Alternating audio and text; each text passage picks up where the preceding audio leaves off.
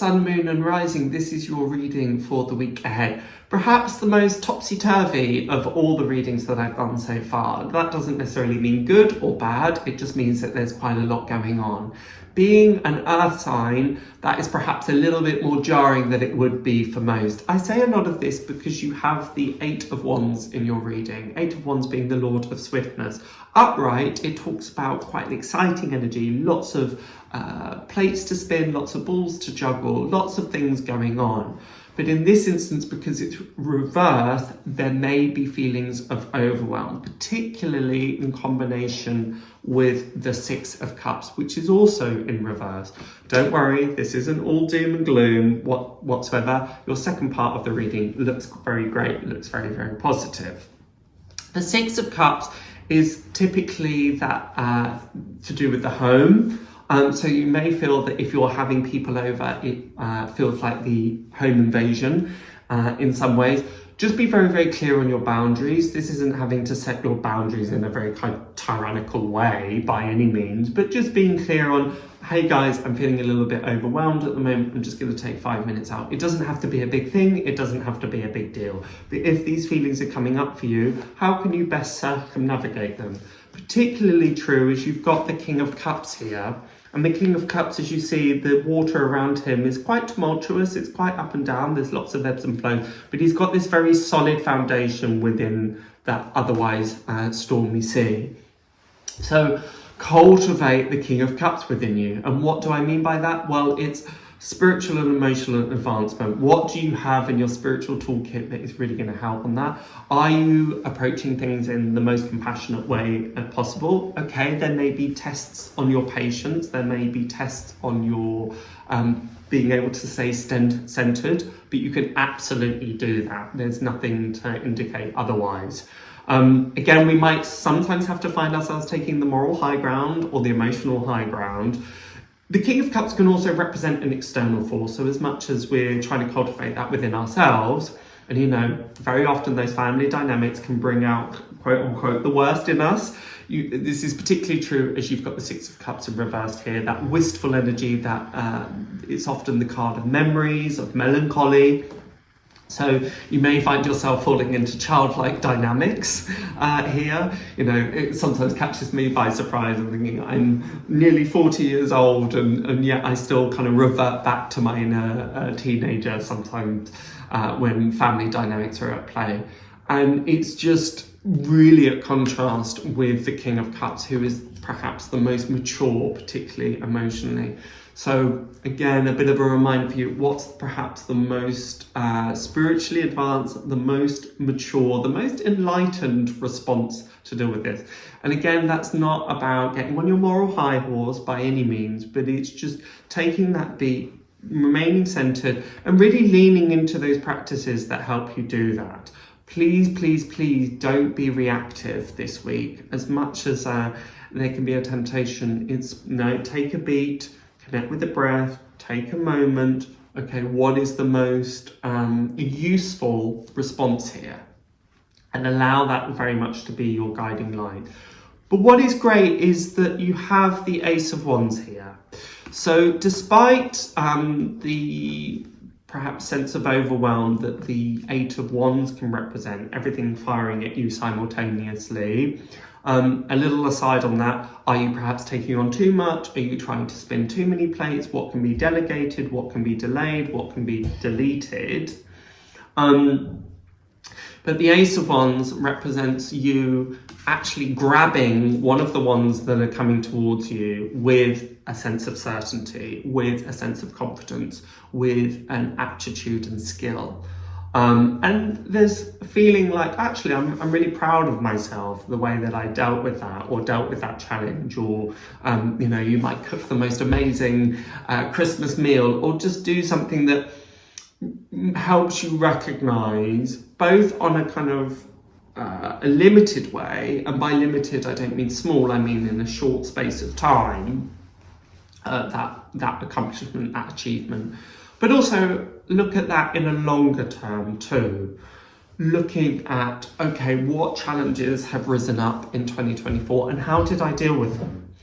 And if you reflect and think, actually, maybe I could have dealt with them in a slightly better way, in a slightly mature way, this isn't about giving yourself a hard time. This isn't about beating yourself up, but what I've experienced is what's to be learned from that.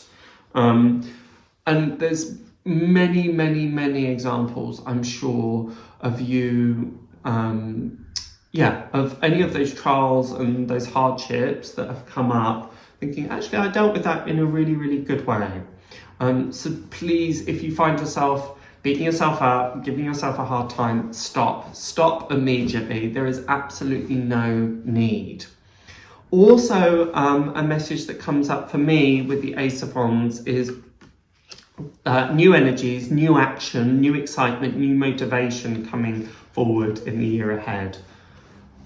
Worth examining what gets me excited, what am I really looking forward to in 2025? What can't I wait to get out there? And if that answer isn't obvious, then that is a point of reflection. What is going to motivate me? What is going to excite me? What is the thing that is going to put a fire in my belly, really?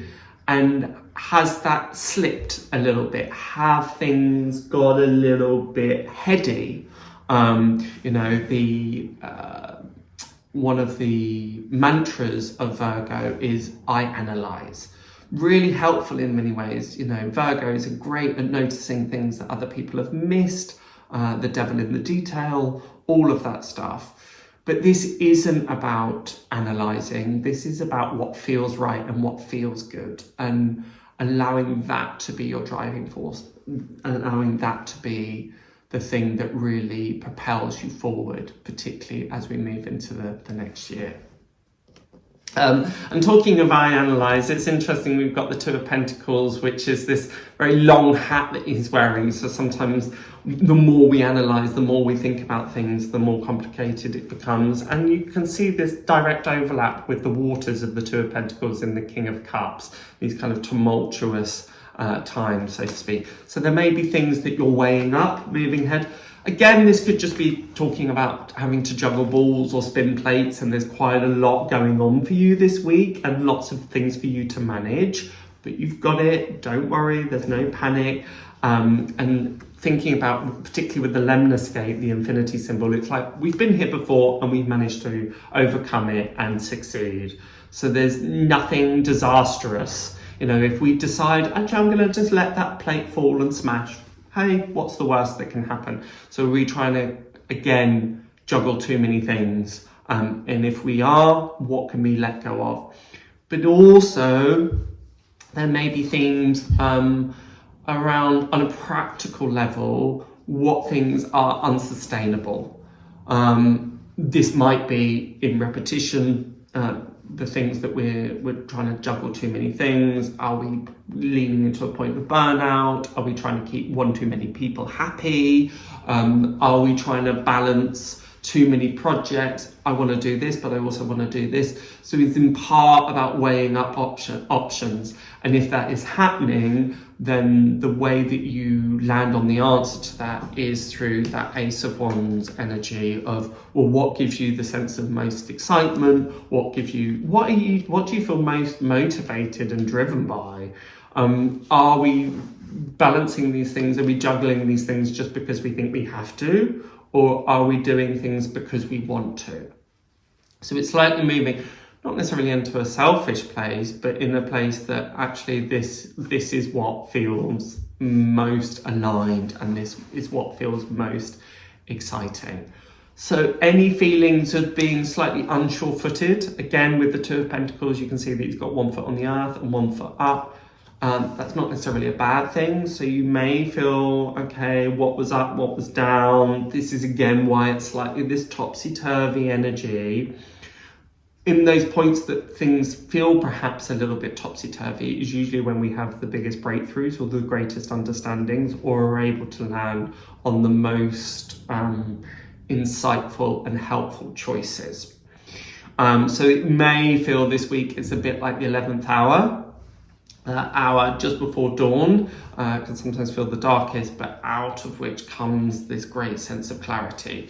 So don't read too much into it. Don't read too much into what am I meant to be doing here? What's the best approach? Again, the best approach arises from the King of Cups, from this emotional and spiritual maturity, but also what excites you most, as well as you recognizing what have you achieved this year that you should be really proud of. Okay, so I hope that helps. Be sure to check out your ascendant sign and your moon sign if you haven't already, or your sun sign, for a 360 reading, for a complete reading. But until the next time, have a wonderful, wonderful festive break and see you then. Bye for now.